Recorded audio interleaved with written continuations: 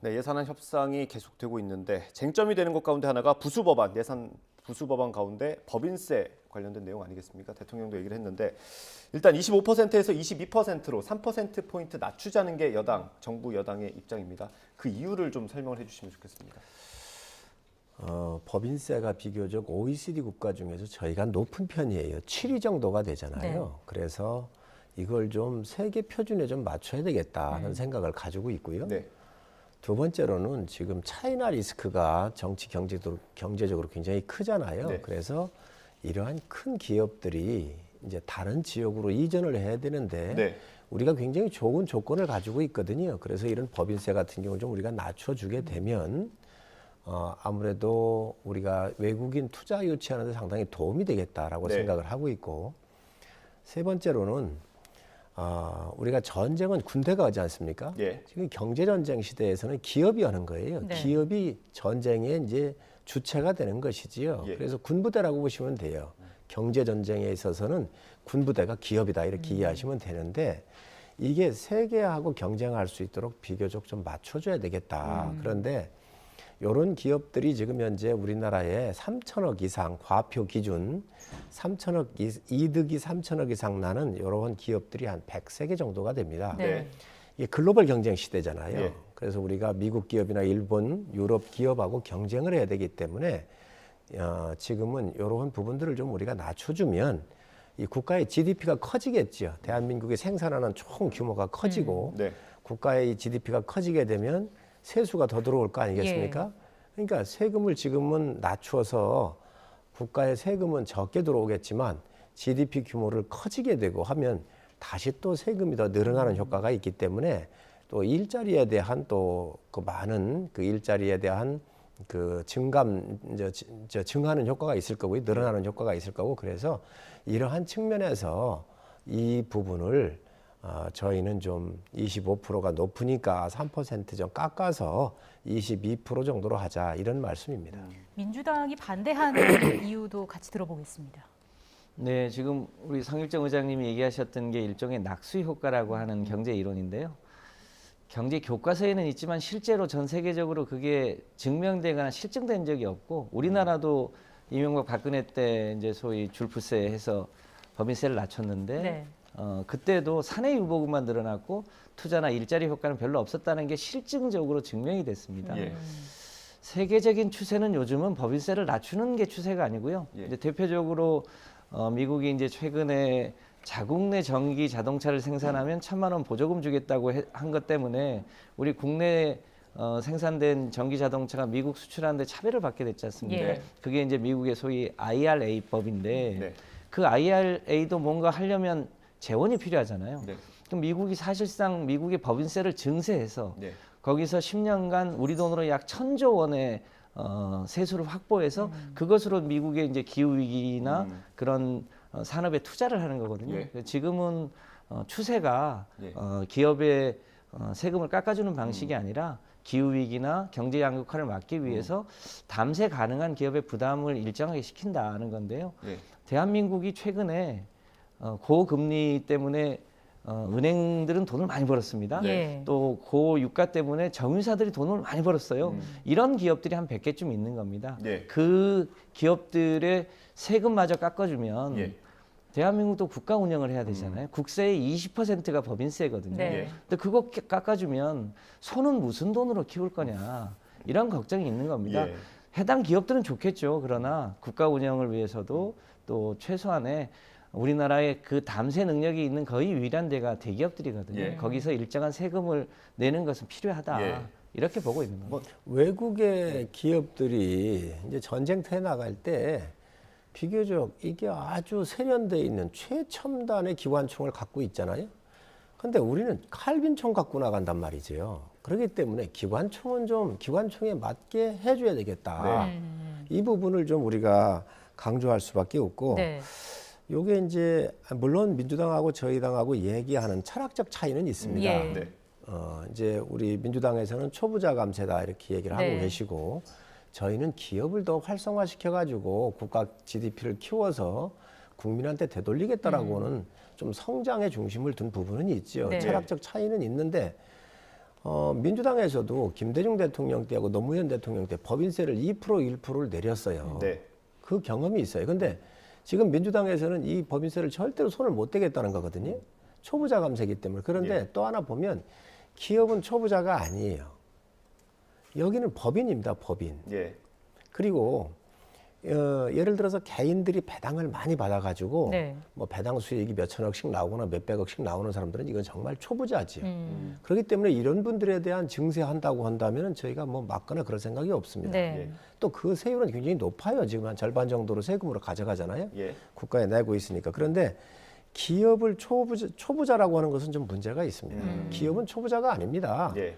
우리가 더 키워야 돼요. 예. 그래서 지금 중소기업이나 이런 기업을 중견기업의 유니콘 기업으로 네. 뭐 이렇게 자꾸 저희가 육성하려고 하는 정책들 내놓고 그러잖아요. 그래서 또 세계에 나가서 키우는 기업은 국내 상대가 아니고 예. 예를 들면 삼성전자라고 하면 미국의 뭐 다른 큰 기업들하고 경쟁을 하고 있는 거 아니겠어요? 그렇기 때문에 이런 거에 있어서는 우리가 좀 네. 좀 기업이 경쟁력 강화를 하는 게 저는 맞다고 예. 봐요. 이게 좋은 말씀이신데 네. 우리나라 기업이 그 법인세 때문에 경쟁력이 떨어졌다는 보고서는 단 한 군데도 없습니다. 왜냐하면 이게 매출 기준으로 3천억이 아니고요. 한 해에 영업이익으로만 3천억 이상을 버는 기업이 그중에 일정액을 내는 건데 그것이 다른 나라랑 비교해서 특별히 많은 것도 아니고요. 예. 그 기업 입장에서는 당연히 세금을 덜어주면 좋긴 하겠지만 전체 법인 중에 이 3천억 이상 법인이 내는 법인세 수가 전체 한 40% 정도 되는 겁니다. 예. 유일하게 우리 이 나라에서 담세 능력이 있는 기업들이거든요. 예. 그런 기업들마저 세금을 깎아주면 예. 그야말로 국가 운영은 무슨 돈으로 할 거냐 네. 이런 문제가 여전히 남고요. 예. 실제로 영국도 그 트러스 총리가 취임하자마자 법인세 깎아주겠다고 했다가 44일 만에 총리직을 사임했잖아요. 네. 그리고 또 유럽은 그런 기업들에게 오히려 횡재세를 걷어서 유럽의 더 어려운 사람들에게 나눠주겠다고 하는 게 세계적인 추세인데 네. 유일하게 지금 국민의힘과 여당만 세계 추세랑 다르게 시대 추세랑 다르게 이 대기업 세금 깎아주겠다고 하니까 저희로서는 좀 세계랑 추세랑 너무 다르다 이런 말씀 드립니다. 의장님 아까 말씀하신 세계- 게 그 하나만 여쭤볼게요. 그 칼빈총 기관총 말씀하셔가지고요. 우리나라가 세계적으로 봤을 때 법인세가 높은 편은 맞는 거 아닙니까? 그게 이제 국세가 있고요. 예. 지방세가 있습니다. 또 이제 우리로 치면 의료보험료나 이제 그 실업급여나 이런 네. 걸 종합적으로 해보면요, 결코 네. 우리 기업이 다른 나라의 주요 국가들에 비해서 많은 부담을 하고 있지 않은 게 객관적인 통계. 그러니까 준 조세까지 다 하면 그렇게 높은 편은 아니다라는 설명이시고 하나만 더 그렇습니다. 죄송합니다. 그 아까 말씀을 해주셨는데 그 다른 나라와의 그 해외 기업들을 유치하는데 경쟁력이 좀 낮아질 수 있다라는 불안감이 있지 않습니까? 특히 대만 같은 경우는 거의 20%대로 돼 있는데 그건 어떻게 설명해 주실까요? 최근에는요, 기업의 유치의 핵심적인 요소가 법인세율이 아니고 그 지역의 재생에너지 비중이 얼마나 되느냐가 아주 핵심적인 문제입니다. 최근에는 유럽이 이제 탄소 국경세 제도를 도입하고 미국도 마찬가지로 지금 IRA법의 핵심이 자국에서 소위 재생에너지에 기반한 상품을 생산하라고 하는 거거든요. 네. 애플이 한국에 2030년까지 한국에서 만드는 제품을 100% 재생에너지로 만들려고 하는 겁니다. 지금 그래서 지금 주요 기업들이 가장 관심을 갖는 것은 내가 만드는 제품을 소위 이 탄소 에너지가 아니라 재생 에너지로 어떻게 이 제품을 만들 수 있는 그런 기업 환경을 만드느냐, 이게 사실은 핵심이지 법인세 몇 프로가 핵심은 아니다. 이게 팩트다. 예. 그 말씀드립니다. 네. 지금 현재 이렇게 보면은 우리가 이제 반도체 같은 경우 경쟁국이 대만이잖아요. 네. 대만이 20%예요, 지금 법인세가. 또 지방세도 없어요. 그런데 저희 같은 경우는 법인세가 25%잖아요. 또 그에 대한 10%를 또 내서 지방세를 내기 때문에 네. 총액적으로 보면 27.5%에서 상 경쟁국보다 저희가 7.5%가 좀 높아요. 예. 그리고 외국은 이게 세율이 단순해요. 그냥 하나의 단일세이거나 많아봐야 두 구간밖에 없는데 예. 우리는 이게 세 구간 뭐 이렇잖아요. 너무 예. 복잡해요. 그래서 이것들을 좀 통일하는 게 좋고 문제는 뭐냐면 지금 저희는 법인세를 좀 낮추어서 투자를 늘리고 또 투자가 늘어나면 일자리가 늘어나고 그래서 경제 규모가 커지면 예. 또 국가의 이 규모가 늘어나니까 세금이 다시 들어오겠다. 그러는데 이게 레이건 대통령 때 이걸 해봤어요. 예. 정말 성공을 했습니다. 또 이명박 대통령 때도 감세를 해가지고 박근혜 대통령 되니까 금방은 안 나타나, 몇 년 지나야 나타나잖아요. 네. 그래가지고 매년 30조 이상씩 세금이 더 들어왔어요. 문재인 대통령이 뜻밖의 집권을 하셨는데 네. 그때 들어오셨을 때 2년여간을 저 국채 발행 없이 30조 정도씩 더 들어온 이 세금 가지고 추경을 해서 썼거든요. 예. 그러니까 지금 현재 경제가 어렵기 때문에 기업의 경쟁력을 좀 키우자는 거예요. 그런데 여기에 보면 저희가 손해라는 걸 잘 압니다. 기업을 뭐 세금 깎아줬다고 해서 저희한테 표가 되겠어요? 근데 민주당은 기업에서 나오는 세금을 좀 더 내게 해서 이 돈을 서민층한테 주겠다 그러면 아마 서민들은 박수를 칠 수 있어요. 그렇지만 표로 계산해서는 안 된다, 이게. 5년 뒤에, 10년 뒤에 대한민국의 경제 성장을 봐야지. 네. 지금 표가 안 되더라도, 지금 욕을 먹더라도 이걸 내릴 건 내려서 국가의 경쟁력을 배가하는 게 맞다고 생각을 합니다. 예. 제가 한 말씀만 보태면 이제 우리 법인세율이 이제 외형상은 지방세 포함해서 27.5%입니다만 소위 실효세율이라는 게 있습니다. 실제로 내는 세금인데 네. 네.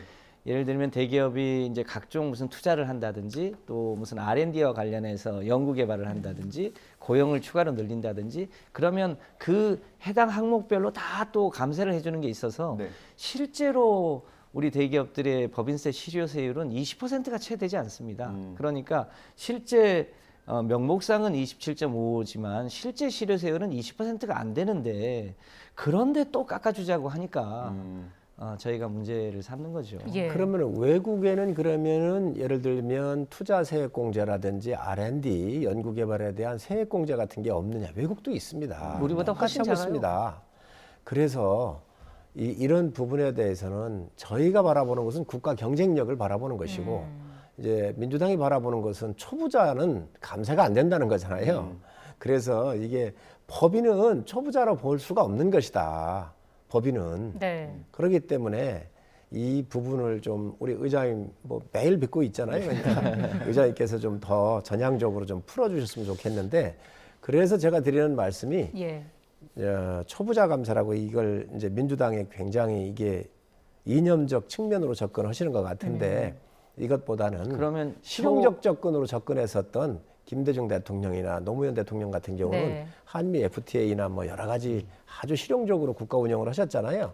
그런 면에서 좀 유연성을 가져줬으면 좋겠다는 말씀 드립니다. 예. 저희가 이제 초부자 감세라고 표현한 게 이것만 있는 게 아니고 이제 주식 양도소득세를 20년에 걸쳐서 비과세 기준을 100억에서 10억으로 낮춰왔거든요. 네. 네. 그걸 다시 100억으로 높이겠다고 하면 이 주식 양도소득세를 100억까지 높인다. 주식을 100억까지 가지고 있다라고 하면 그것도 종목당입니다.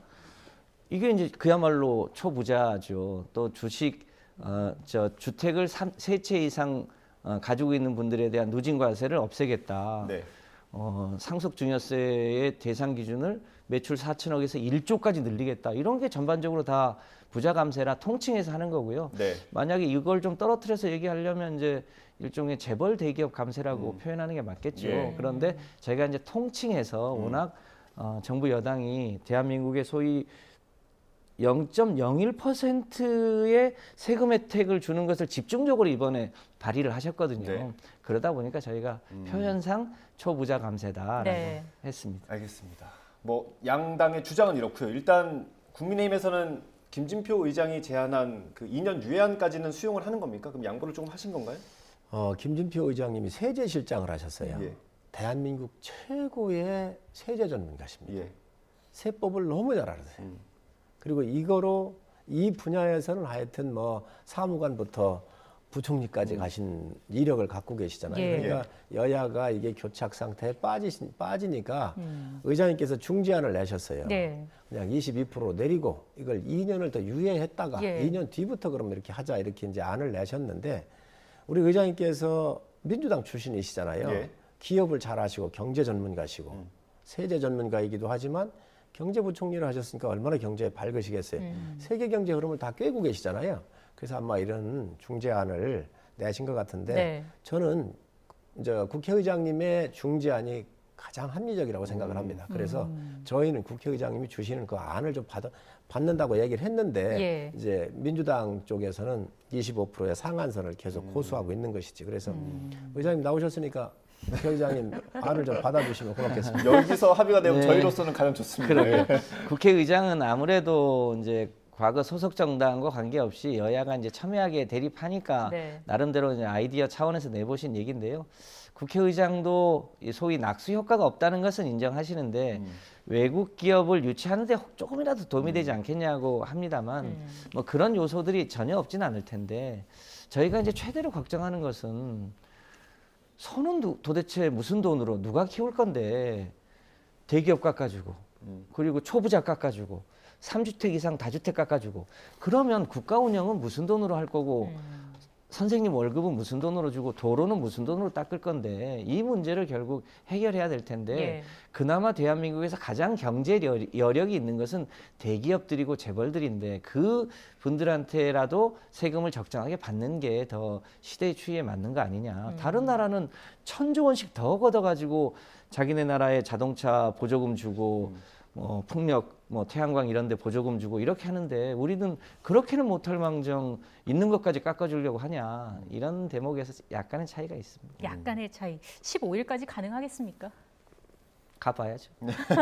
약간의 차이입니다만 여기서도 좀 좁혀지지 않는 것 같은데 그러게요. 의장님 가능합니까? 15일까지? 민주당에 달려 있습니다. 그렇습니다. 알겠습니다. 저희가 대통령이 딱 뒤에서 저 발목을 잡고 여야가 협상을 해야 되는데요. 예.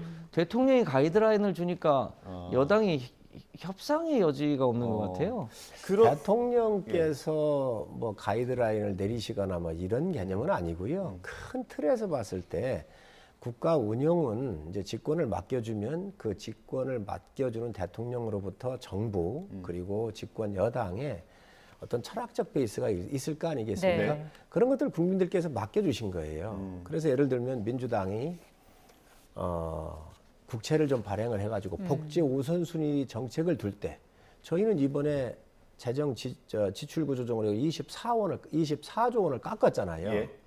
그렇게 아꼈단 말이죠. 우리는 아껴서 국가를 튼튼하게 하자고 하는 게 저희가 갖고 있는 철학이에요. 예. 또 민주당은 복지 같은 거 그런 걸 많이 해가지고 좀 쓰자고 해서 국채를 막 발행을 하잖아요. 그렇지만 집권을 했었을 때 저희가 민주당이 그런 국채 발행하고 할 때 저희가 반대 의견을 냈어요. 그렇지만 민주당 끝까지 한다고 할 때 저희가 그걸 뭐 죽자사자 반대는 안 했단 말이죠. 왜? 네. 권력을 운영하는 쪽이 민주당이기 때문에 국민께서 위임을 했기 때문에 네. 이번도 마찬가지라는 거지요. 그래서 저희가 아껴 쓰고 또 복지 같은 데는 저희가 충분히 이번에 예산 서민 같은 경우 예산 반영을 많이 해놨습니다. 예. 그러면서도 또 국가 경쟁력을 위해서 이러는 부분이 있으니 좀 도와주십사는 말씀이죠. 저희가 시간이 많이 흐르긴 했는데 이거 꼭 궁금해가지고 여쭤봐야 될 것 같아요. 그 고위당정 있지 않았습니까? 그 자리에서 법인세 2년 유예안도 혹시 논의가 됐습니까? 그러면? 저희가 논의할 사항이 아닙니다. 이미 국회의장님께서 내놓은 아니고요. 이거에 대해서는 양당 대표님들 또 의장님하고 저하고 이렇게 같이 협의하면서 이런 얘기를 다 나눴었기 때문에 고위당정에서 이건 굳이 이 얘기를 안 대통령실 나눠도 의중이 궁금해서 여쭤봤습니다. 아닙니다. 예를 들어서 김진표 의장님 안을 민주당에서 받아들이면 이건 예. 바로 해결할 수 있습니다. 어느 정도 공감대가 있다 정도로는 이해하면 될까요? 그렇습니다. 김진표 의장님 안은 저희가 이미 의견을 밝혔지요. 알겠습니다. 저희가 좀 섭섭한 건 이런 겁니다. 법인세 말고도요. 이번에 쟁점이 됐던 법안이 굉장히 많이 네. 있었습니다. 금투세도 저희가 뭐 여러 가지 이제 유예 조건을 붙였었는데 그것도 이제 수용을 안 하시고 종합부동산세도 처음엔 쟁점이 많았는데 저희가 굉장히 정부안을 많이 수용을 한 바 있습니다. 네. 이제 양도소득세 관련해서도 저희가 사실은 굉장히 양보하기 어려운 선까지를 포함해서 상당 부분을 양보를 했거든요. 예. 그러니까 저희로서는 양보할 수 있는 최대치를 거의 양보를 했는데 예. 이게 이제 물에 빠진 사람 건져놨더니 이제 보따리까지 내놔라. 간을 내놨더니 쓸개까지 내놔라. 지금 이런 형국이거든요. 이미 저희가 굉장히 많은 것을 양보했는데 그 양보한 것은 이제 뭐 기본이고 추가로 더 양보를 해라. 네. 완전히 보따리까지 다 내놔라. 지금 이렇게 하고 있는 거거든요. 이제 그런 면에서 아니 이렇게까지 양보했는데 또 양보하라는 게 맞냐? 이제는 우리도 양보할 만큼 양보했으니 정부 여당도 이 정도 선에서 서로 합의 조정해서 예. 하는 게 맞지. 끝까지 더 내놔라라고 하는 게 맞냐?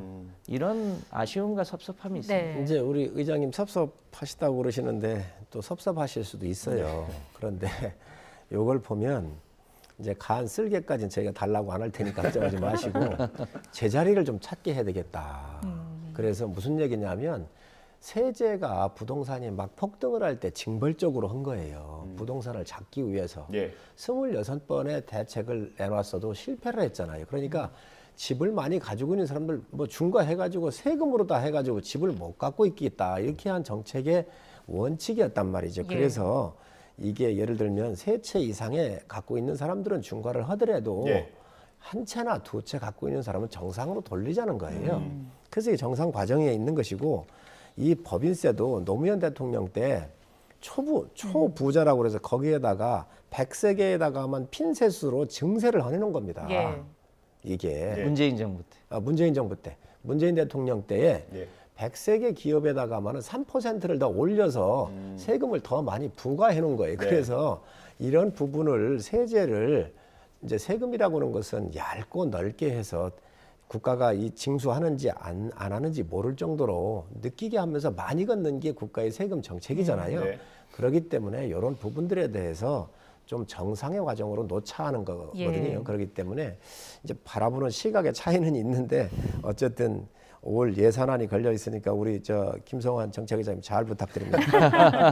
일단, 이번에는 여당이 양보하실 차례라고 생각합니다. 저희는 참 많이 내놨습니다.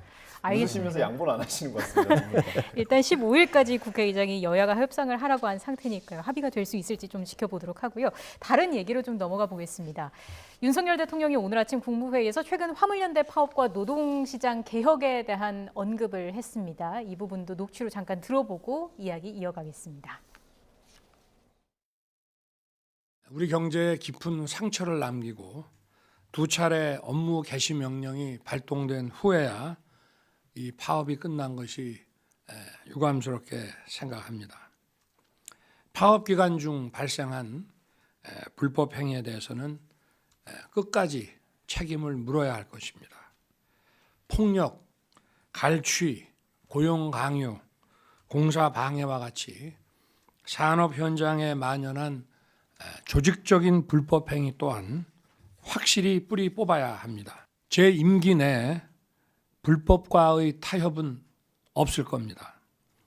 국민 여러분과 함께 법과 원칙이 바로 서는 나라를 만들어 나가겠습니다. 어제 미래노동시장 연구회에서 노동시장 개혁을 위한 권고안을 제안했습니다. 권고 내용을 토대로 조속히 정부 입장을 정리하고 우리 사회의 노동약자를 보호하기 위해 흔들림 없이 개혁을 추진해 나갈 것입니다. 네, 먼저 김 의장님 어떻게 들으셨습니까? 저는 법과 원칙을 강조하는 대통령님의 그 목소리가 국민들에게 어떻게 전달될까가 늘 걱정입니다. 왜냐하면 가장 가까운 김건희 여사 주가 조작과 관련해서 증거가 차고 넘침에도 불구하고 단 한 번도 수사하거나 조사하지 않고 있지 않습니까? 만약에 법과 원칙을 지키려면 그 부분부터 엄격해야 된다고 생각하는데 정작 자기 부인과 자기 장모에 대해서는 하나도 조사하지 않으면서도 노동자는 마치 뭐 적인 것처럼 그렇게 엄단하겠다고 하면 그런 법과 원칙의 공정성과 정의가 바로 서겠습니까? 국민들이 그걸 신뢰하겠습니까? 정말로 그 법과 원칙을 지키려면 그 법이 만인에게 평등하다고 하는 것을 먼저 좀 보여주시고 그러면서 다른 뭐 화물 노동자가 됐든 다른 데 됐든 그것을 하는 게 맞죠. 저는 그 문제부터 대통령이 바로 잡으셔야 네. 국민들에게 그 법과 원칙에 대한 소구력이 생길 거다 이렇게 판단합니다. 예. 그 김건희 여사 자꾸 이렇게 또 장모 얘기를 하고 하는데 문재인 정부의 검찰에 의해서 정말 먼지털이오듯이 다 털었습니다. 지금 당장이라도 증거 있으면 내놓으십시오. 엊그제도 나왔지 않습니까? 왜 그 당시에 그 검찰이 윤석열 검찰총장 탄압할 때 왜 기소를 못했겠습니까?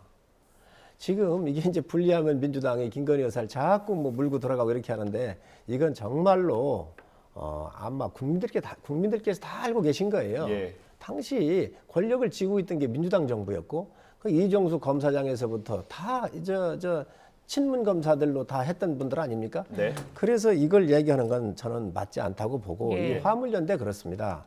설계가 잘못돼 있어요. 제가 보니까. 그래서 구조의 틀을 바꿔야 돼요. 무슨 얘기냐? 안전 운임자라고는 말도 잘못됐습니다. 표준 네. 운임자가 맞습니다. 표준의 이 운임을 만들어서 예. 그로부터 뭐 밑에 금액을 너무 낙찰 금액을 하향으로 쳐가지고 여기에서 일하시는 이 화물 기사들의 수입이 적다든지 한다고는 문제가 있어요. 네.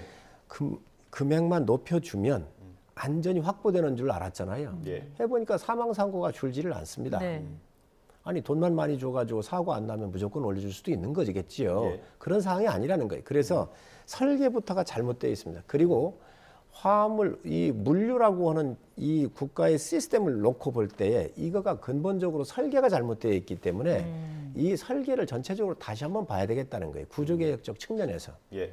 예를 든다고 한다면 이게 면허 장사하는 사람도 있잖아요. 지금 면허판을 예. 50개, 100개씩 갖고 있는 사람이 있습니다.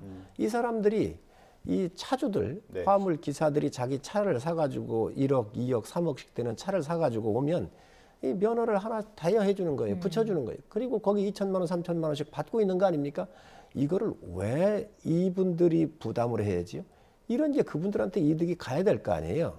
그래서 구조적인 전체의 문제가 있다 이거. 예. 그러니 우리가 이번 기회에 물류라고 하는 것은 국민 겁니다. 예. 대한민국 경제입니다. 대한민국 경제 중에서도 사람의 인체의 혈관과 같은 거잖아요. 그렇기 때문에 이 구조개혁을 한번 좀 봐야지 예. 이게 뭐 일몰제 3년 연장한다고 해서 끝날 문제가 아니기 때문에 예. 근본의 문제를 우리가 한번 제대로 보고 예. 이 물류라고 하는 시스템에 대해서 국가가 어떻게 해야 되는지 한번 고민해 볼 필요가 있다고 생각을 합니다. 예. 화물 노동자 문제는 뭐 잘 아시겠지만 작년 그러니까 올해 6월 달에 1차 파업이 있었지 않습니까? 그때 정부가 사실상 이제 일몰제를 3년 연장하기로 하고 안전운임제 대상 기업을 어떻게 확대할지에 대해서 논의하겠다고 했었던 겁니다. 네. 그런데 그 논의가 진행이 안 되니까 불가피하게 파업을 했는데 파업을 사실상 강제 진압을 한 거지 않습니까? 노동자들이 힘이 없으니까 정부가 강제 진압하겠다는데 어떻게 하겠습니까? 따를 수밖에 없는데 그럼에도 불구하고 안전운임제를 3년 연장하기로 한 것은 그건 우선 약속을 지키고 우리 상일정 의장님 말씀하셨던 것처럼 근본적으로 추가 개혁을 해야 될 과제가 있으면 그건 추가 개혁을 하면 되는 거죠. 예. 그런데 마치 3년 일몰 연장하는 것은 개혁한 후에 보겠다라고 하면 그러면 또다시 그 화물 노동자들이 일종의 이제 소위 한탕뛰기라고 해서 예. 많이 싫고 또 오래 근로해야만 이 수익이 생기는 그 구조로 돌아가면 이거는 다시 과거로 돌아가는 거 아니겠습니까? 이제 그런 면에서 약속은 지키고 네. 또 혹시 추가로 개혁해야 될 과제들이 있으면 그것은 개혁해 나가면 되는 일이지 이참에 아예 무슨 뿌리를 뽑겠다. 뭐 마치 뭐 북핵에 비교한다든지 마치 노동자들을 국민임에도 불구하고 그걸 무슨 주적 다루듯 하는 것은 정부가 해야 될 도리가 아니다. 예. 이렇게 봅니다. 우리가 이걸 한번 봐야 돼요. 화물연대가 정권에 관계없이 늘상 정권이 들었으면 그저 때법으로 국민 불편하게 만들어가지고 정부를 굴복시켰어요. 오죽했으면 저 노무현 대통령께서 긴급 명령 발동권을 만들어 놨기 위해서 예. 직무에 복귀할 수 있는 예. 이거를 만들어 놓으셨겠습니까? 그때도 그랬고 지금까지 계속해서 온정주의에 의해서 이분들 그냥 적당한 타협선을 왔던 거거든요.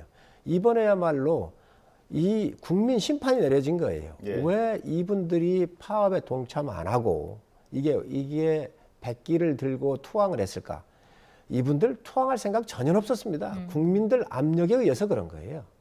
국민들께서 심판을 하니까 방법이 없어서 백기를 들은 거예요. 처음으로. 무슨 얘기냐? 이제는 제대로 해야 한다는 거예요. 네. 그렇기 때문에 이 설계에서부터 모든 걸 새롭게 좀 보고 대한민국의 물류는 화물연대 거가 아닙니다. 민노총 거가 아닙니다. 예. 국민 겁니다. 우리 네. 모두 겁니다.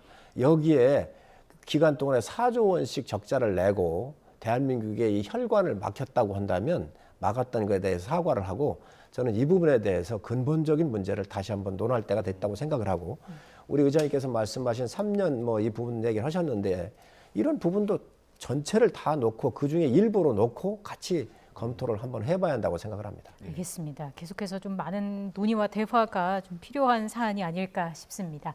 두 분 말씀 여기서 마무리하겠습니다. 지금까지 성일종 국민의힘 정책위의장, 김성환 더불어민주당 정책위의장과 함께했습니다. 고맙습니다. 감사합니다. 네, 고맙습니다.